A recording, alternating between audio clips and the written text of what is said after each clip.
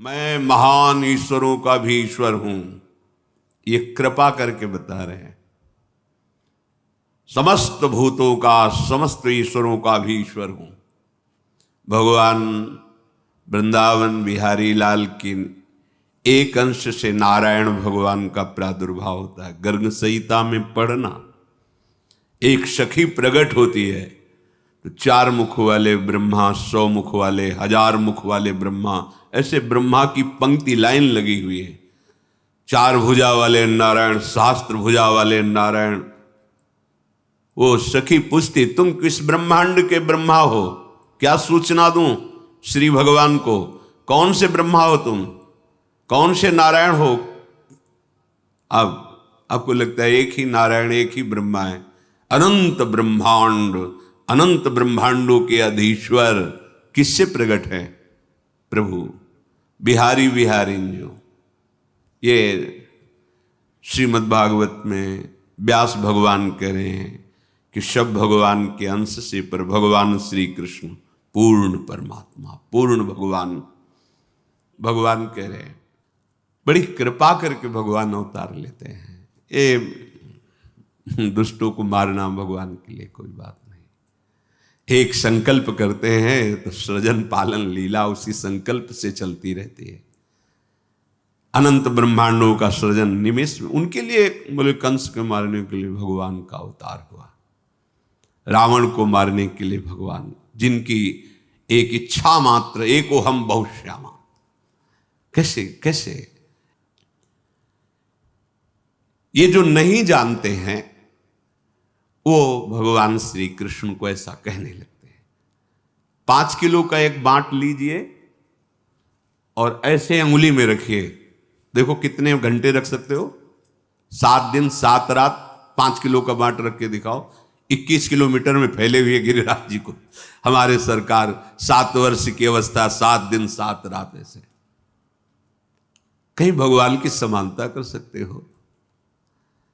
उनकी बाल लीला देखो। अभी 6वां दिन है, छठी का दिन है, उत्सव मनाया जा रहा है। देवता कांपते हैं, जिससे ऐसी बलशाली है पूतना। कंस के आग्रह से वायु ही थी, उसको सेवा मिली थी ब्रजमंडल में, जितने 10 दिन के अंदर प्रकट हुए बालक है सब मार दिए जाए। बड़ा उत्सव बाबा के दरबार में मच रहा था, लाला का छठी उत्सव मनाया जा रहा, सब ब्रजवासी। तो भगवान ने सोचा है और किसी के घर जाएगी तो हमारे सखाओं को बाधा पहुंचाएगी। उसके मन में एकदम प्रेरणा हुई कि ये सब उत्सव मनाने जाते हैं, जिसका पहले उसी को मारें, फिर अन्य सबको। सीधे वाह जी, इतना सुंदर रूप रखा कि मैया यशोदा और रोहिणी मैया ने तो समझा कि साक्षात लक्ष्मी जी पधारी है अपने प्रीतम के दर्शन करने के लिए। सब स्तंभ, ऐसा सुंदर रूप, नूपुरों की झनकार करती हुई अंदर प्रवेश कर रही। किसी की हिम्मत नहीं कि पूछ ले तुम कौन हो, कहां से आए हो। सब रास्ता देते चली जा रही। शायद अगर पूछती, रोकती तो कुछ राक्षसी पना दिखाती, पर अवसर ही नहीं मिला। सामने देखा पालने में अनंत ब्रह्मांडों का पालन करने वाला छोटे छोटे चरणारविंद से खेल रहे, उठा लिया, अपने स्तन का पान करा। छठी का दिन है, ऐसी महाबली पूतना, महान सामर्थ्य, देवता कांपते हैं। 6 कोस में उसका शरीर गिरा था, 6 कोस। ब्रजवासी जैसे कोई बड़ा पेड़ नहीं, जैसे कई ब्रजवासी लग करके ऐसे कुल्हाड़ से काट काट के उसके शरीर, और दिव्य सुगंध निकल रही, क्योंकि भगवान का स्पर्श हुआ। भगवान ने स्तन, और उसको जो मैया यशोदा को गति, वो उसको गति।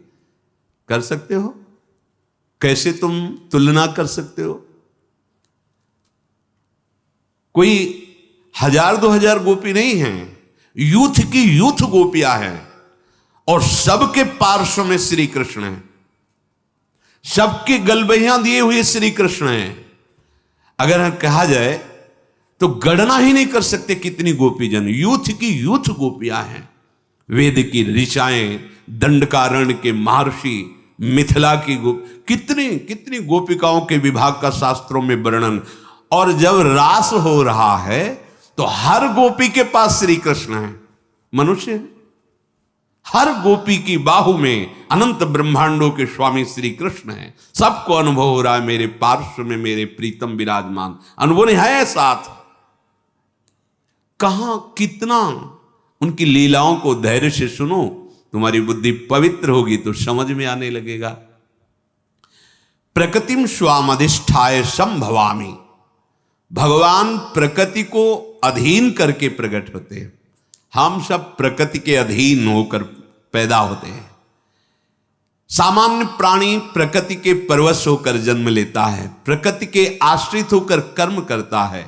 भगवान परम स्वतंत्र हैं, वो प्रकृति की अध्यक्षता में प्रकट होते हैं। मूढ़ लोग प्रभु के अवतार के रहस्य को न जानकर, प्रभु को मनुष्य शरीर मानकर धारणा क्या बनी हुई है, क्या बनी हुई? क्या तुम स्त्री शरीर के समीप रहकर काम विजयी हो सकते हो? तुम्हारे अंदर यह भावना रहेगी कि ये स्त्री मैं पुरुष हूं, क्या इस भावना से रहित हो सकते हो? और जो महापुरुष हो गए हैं उनकी मैं 7 दिन 7 रात्रि तक 9 युवतियों द्वारा परमहंस श्री सुखदेव जी जनक जी के महल में सेवित हो रहे, हर समय दिगंबर रहते थे सुखदेव जी। क्या हुआ? रोज सूचना पहुंचती थी, बोले जैसे आए थे वैसे ही है। अरे जिनका नाम लेकर, जिनके चरणों का ध्यान करके ऐसी परमहंस स्थिति होती है। ठाकुर हरिदास जी के बाद 3 दिन वैश्या, क्या हुआ? अरे जिनका नाम लेकर भक्तों की ऐसी स्थिति होती है, उन भगवान में कहीं काम भाव होगा? उन भगवान में कहीं किसी शरीरों के श्रृंगार या स्पर्श से सुख होगा? सुख सिंधु को किसी सुख की जरूरत है? अच्छा, उनके सिवा और है कौन? गोपी नाम चतत्पति नाम सर्वेशामेव च, जो गोपियों के पतियों के, जो चराचर जगत की आत्मा है वही बने हुए, वो अपने आप से अपने आप में खेल रहे हैं। पर वो अपने आप से अपने आप में खेलना वो बिना भजन के नहीं जान सकते, वो कोई काम चेष्टा नहीं है। पर ये मूढ़ मानुषी तनुमाश्रितम, वो समझते हैं कि भगवान मेरे जैसा ही शरीर धारण करके मैं जिस काम आदि के अधीन होकर चेष्टा करता हूं, ऐसे भगवान के अधीन। वो भगवान तो माखन चोरी किए। अरे वहां बर्तन नहीं रखते थे नंद बाबा के घर में कि भाई भगोने में मक्खन रखा है या बाल्टी में दूध रखा है। 10 लाख गौएं तो कहां कुंड बने हुए थे, कुंड, ये दूध का कुंड, ये दही का कुंड, ये माखन का कुंड, घी का कुंड, बाबा के यहां कुंड थे। लाला अगर दिन भर स्नान करता रहे तो भी लाला माखन नहीं पा रहा जाके। उन महर्षियों ने जो तप किया और गोपी स्वरूप से आए, उनका भाव पाने के लिए, उनको सुख देने के लिए, जैसी गोपी भावना करती है, लालजू महाराज उस चेष्टा को अपना भजन मानते हैं, वो अपनी सुख का अनुभव करते और उसी चेष्टा से जाकर उसको सुख प्रदान। काश ऐसा होता, लाला ऐसे करता, ऐसा करता, वैसे ठाकुर ये यथा माम प्रपद्यन्ते तास्तते भजाम में हम। ये जो मूढ़ पुरुष हैं, ये नहीं जानते कि अनंत ब्रह्मांडों के उत्पन्न, पालन और लीन करने की सत्ता इन्हीं से स्फूर्ति होती है। वो अवहेलना करते हैं प्रभु की। नहीं सुनना चाहिए ऐसे लोगों की बातें, नहीं मानना चाहिए। अगर ऐसे लोगों के पास बैठोगे, ऐसी बातें सुनोगे तो भगवत विमुख हो जाओगे। जो हम सुनते हैं, देखते हैं, बोलते हैं, वही मनन होता, जो मनन होता वही हमारी स्थिति होती है। इसलिए भगवान कह रहे हैं जन्म कर्म च में दिव्य। भगवान के जन्म कर्म दिव्य हैं, हमारे पार्थिव हैं। भगवान जन्म मृत्यु से सर्वथा अतीत है। वैसे जो भगवान के स्वरूप का वर्णन है, भगवान ही कह रहे हैं मैं अजन्मा हूं। मां के गर्भ में नहीं जाते भगवान। जैसे देवकी मैया या कौशल्या मैया अनुभव होता है, ना होने पर कितना नानात्व का अनुभव हो रहा है। अरे एक स्वप्न में देख लो, न कोई वस्तु होती, न व्यक्ति होता है, न कोई प्रिय होता है, न कोई अप्रिय होता है, लेकिन सब कुछ होता है। इस जगत में एक प्रभु के सिवा कुछ नहीं है। देख लो, सब दिखाई दे रहा है, क्या है? ये माया है। उसी भगवान की माया से ऐसा अनुभव होता है मेरे गर्भ है, पर भगवान गर्भ से नहीं प्रकट होते।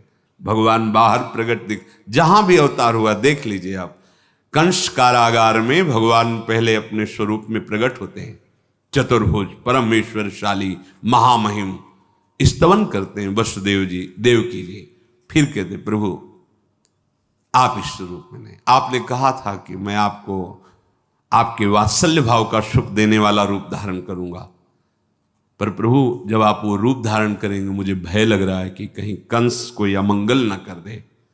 भगवान देखते देखते बालक बन गए। ऐसे ही चक्रवर्ती सम्राट महाराज दशरथ जी के महल में भी कौशल्या जी के सामने भगवान पहले अपने स्वरूप में प्रकट हुए। फिर माता पुनि बोली सोमति डोली, तजहु ताते रूपा, कीजय शिशु लीला, अति प्रीशीला, सुसुख परम मनूपा। तो सुनि बचन सुजाना, रोदन ठाना, होई बालक। ऐसा नहीं हुआ कि भगवान जैसे अपने गर्भ में रहते हैं 9 महीने फिर प्रकट होते हैं, ऐसा नहीं। भगवान प्रकट होते हैं। माता ने स्तवन किया कि आप शिशु लीला का वरदान दिए थे कि आप हमारे, ये सौभाग्य कि आप हमारे पुत्र हो, तो आप उसी रूप में आओ। सुनि बचन सुजाना, रोदन ठाना, वही बालक स्वरूपा। उसी समय भगवान बाल स्वरूप हो जाते हैं। यद्यपि भगवान करे अजोपि सन्य व्यय आत्मा, मैं अजन्मा हूं, अजह अजन्मा हूं, अव्यय आत्मा, मैं अविनाशी हूं, फिर भी अपने भक्तों के लिए, संपूर्ण प्राणियों के परम कल्याण के लिए मैं अपनी प्रकृति को अधीन करके प्रकट होता हूं, देह धारण करता हूं। जब तक हम भजन नहीं करेंगे तब तक भगवान की लीला, भगवान की महिमा को हम नहीं जान पाएंगे, क्योंकि हमारी इच्छाएं तो अभी भोगों में है। जहां इच्छा है वही ममत्व है, आसक्ति वही चिंतन है। कैसे जान पाएंगे? जब तक उनका चिंतन नहीं है तो कैसे जान पाओगे? संसार का चिंतन करने वाला हृदय कभी भगवदानंद का अनुभव नहीं कर सकता, और जो भगवदानंद का अनुभव करने वाला, अनन्य चिंतन करने वाला, उसकी दृष्टि में संसार होता ही नहीं है। वहां केवल प्रभु होते, केवल प्रभु, वासुदेवा सर्वम, केवल भगवान। ये ऐसा जैसे आपको दिखाई दे रहा है तो लगता है भावना करनी होती है, ये प्रारंभिक है ही नहीं कोई, केवल प्रभु ही। देखो गोपी जन करे जित देखूं तित श्याममय, श्याम ही श्याम, जड़ चैतन्य कछु नहीं दिखत, जित दिखत तित श्याम खड़े। भगवान जब प्रकट होते हैं तो लीला ऐसे ही करते हैं कि कोई विवेकवान भक्तिवान ही भगवान को समझ पावे, नहीं तो जैसे सत्यराजित पधारे ना, तो सत्यभामा के साथ भगवान भी रो रहे थे, बड़ी विपत्ति आई, हमारे ससुर पधार गए, वैसा ऐसा। लीला, ऐसी लीला करते हैं कि ये लगेगा कि भगवान है भला। हमें तुम्हें तो बात जाने दो, गरुड़ जी को नागपाश में बंद गए, मुझे छुड़ाना पड़ रहा है। इसीलिए इनकी शरण में रहकर इनसे प्रार्थना करता रहे कि कभी हमारे नेत्रों में आपकी माया का पर्दा न पड़ने पावे नाथ। भगवान की लीलाएं अलौकिक हैं। भगवान का चिदानंद धाम है, जहां अनादि अनंत, अनादिकाल से अनंत काल तक उनकी चिदानंदमयी लीला होती रहती है। उन्हीं भगवान को सर्वांतर्यामी रूप से निराकार भाव से उपासना की जाती है। जब अवतार लेते हैं तो सगुण साकार। इसीलिए हरिराम व्यास जी और बड़े बड़े महापुरुष कहते हैं निर्गुण सगुण ब्रह्म ते न्यारे, दोनों से बिलग, क्योंकि इन्हीं से है वो हमारे बिहारी बिहारिंजू, जो नित्य वृंदावन चिदानंद धाम है। ये अपने महल में विराजते हैं बिहारी बिहारिंजू, और इन्हीं के अंश से सब ये लीलाएं होती रहती है। अब यहां से जब अवतार लेते हैं ब्रजमंडल में, तो यहां 2 अवतारों की लीला आती है। एक भगवान के ऐश्वर्य अवतार जो कंस कारागार से नंदालय में पधारते हैं, और एक निकुंज से जो अद्भुत रास विलास लीला करते हैं। अगर ये रास विलास लीला भगवान नारायण की होती तो ध्रुवदास जी ने वर्णन किया है, शिव श्रीपति यद्यपि ललचाही मन प्रवेश तिन्हों को नाही, निगमागम की कौन चलावे महाविष्णु के मन नहीं आवे, या रस को तवही अधिकारी कृपा करें जब राधा प्यारी। अगर रसिकों की वाणी का आपको परिचय नहीं है तो आप केवल पुराणों से सिद्धांतों से नहीं समझ पाएंगे, क्योंकि उसके आगे जिसे वेद कहता नेति नेति, उसके आगे रसिक जनों ने जो स्वाद लिया है, जो देखा है, वो यहां वेद रसकन की वाणी श्री वृंदावन धाम इष्ट श्यामा महारानी, तब ये आंतरिक रहस्य समझ में आता है। गीता में भी भगवान जी ने कहा कि अनन्य भक्ति के द्वारा ही मैं संपूर्णतया जानने में आता हूं, कोई तप यज्ञ आदि के द्वारा मेरे संपूर्ण रूप को नहीं जान सकता। अनन्य भक्ति अर्थात प्रेम के द्वारा ही मैं पूर्ण जानने में आ जाता हूं। कोई रंग ही नहीं है जिससे, कल एक बच्ची पूछ रही थी, प्रियाजू कितनी गोरी हैं और श्याम सुंदर कितने काले हैं। गोरी प्रिया भी चकोरी की तरह जिले देखती है, ऐसे श्याम सुंदर है।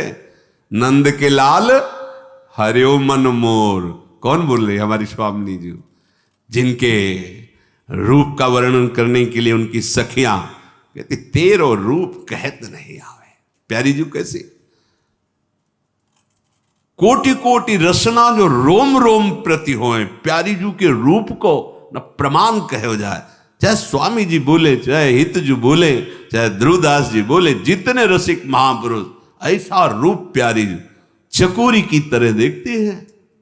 थे कहत चहत प्रीतम दिसी, बदन चंद्र मनो त्रसित चकोरी।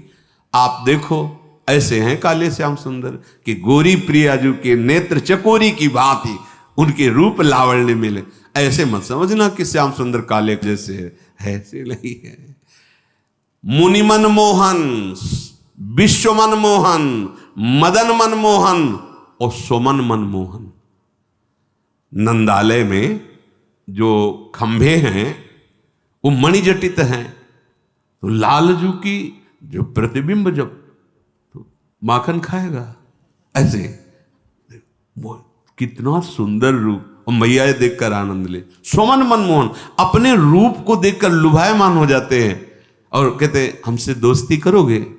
वो रूप दिखाई दे रहा है, बहुत सुंदर, माखन खाओगे? नहीं खाओगे? अच्छा, प्रभु अनंत ज्ञान के समुद्र, अनंत रूप के समुद्र। और प्रियालाल का जो रंग है वो प्रकृति में है ही नहीं है। प्रकृति में सतोगुण रजोगुण तमोगुण से ही सब कुछ प्रकट हुआ है, और प्रभु का त्रिगुणातीत रूप है, सच्चिदानंद रूप है। तो स्याही ही सच्चिदानंद नहीं तो कैसे बना है? पर जितने रूप है सब उनके हैं, क्योंकि कहो सो कहां जहां प्रभु नहीं, पर होते हुए भी अभी वो नहीं, और वही ना होते हुए भी सब जगह है। बड़ी सुंदर पहेली है, सुलझा लो तो महापुरुष हो जाओगे। सबसे परे सब में भरे वही है, पर इतने सुंदर हैं कि तुलना में कुछ है ही नहीं। अनंत ब्रह्मांडों में है ही नहीं कि कैसे श्याम रंग की तुलना। बस ऐसे समझो जैसे द्वितीया का चंद्रमा प्रकट हो तो शाखा, चंद्र शाखा में ऐसे, ओ देखो वृक्ष की डाल के एक हाथ ऊपर चंद्रमा दिखाई दे रहा है, ऐसे कि जैसे नवीन जलधर मेघ की कांति, जैसे केकी कंठाभ नीलम, पर नहीं है, उपमा नहीं। श्याम सुंदर की श्रीअंग कांति की तो बात जाने दो, उनका जो मोर पंख लगा हुआ है ना मुकुट में, मूर्छित हो जाओगे उसकी सुंदरता देख के। मोर है ही नहीं मोर पंख में ऐसा। दोनों अलग अलग करके दर्शन कराए जाते हैं जब उपासक आगे। चिदानंद में दिव्य कांति प्रकट हो रही मोर पंख में की, अरे उनके अंगों की तो बात जाने दो। भगवान शिव जब मुकुंद के चरणारविंद उनके ध्यान में आ जाते हैं ना, तो उन्मत्त होकर तांडव करने लगते हैं। आनंद सिंधु के चरण ब्रह्मानंद में छके हुए मधुसूदन सरस्वती जी महाराज जब इनकी रूप कांति देखते हैं ना, तो कहते कृष्णात् परम किमपि तत्व माम न जाने। अरे होश उड़ जाए, ऐसे ठाकुर है, ऐसी श्याम कांति है जिसकी उपमा ही नहीं है। ऐसा लावण्य लालजू का, रसदात्री प्रियाजू का ऐसा सौंदर्य, ऐसा स्वरूप, यही सुख प्रदान करने के लिए दोनों युगल सरकार अपने अंश से वृषभानु भवन में और नंदालय में प्रकट हुए। तो जो भगवान के जन्म कर्म दिव्य हैं, ये पहले स्वीकार करो। स्वीकृति से ही आपकी अध्यात्म उन्नति होती है। ध्यान रखना, अगर देहाभिमान भाव है तो बड़े से बड़ी साधना कर लो, उसका फल मिलेगा, ब्रह्मलोक तक पहुंच सकते हो, लेकिन जीवन मुक्त नहीं हो सकते, प्रेमी नहीं हो सकते। स्वीकृति, देह स्वीकृति तो ब्रह्मलोक तक जा सकते हो। बड़ी बड़ी साधना, बड़ी बड़ी तपस्या, मैं तपस्वी, मैं साधक, मैं त्यागी, मैं, उसका फल मिलेगा आपको। लेकिन इस मैं का समर्पण जब होता है, तब जो दिव्यता आती है। ये समर्पण कब होता? पहली स्वीकृति हृदय में कि प्रभु हैं, प्रभु दिव्य है, उनकी लीला दिव्य है, उनका नाम त्रिगुणातीत है, उनका धाम त्रिगुणातीत है। किसी की मत सुनो।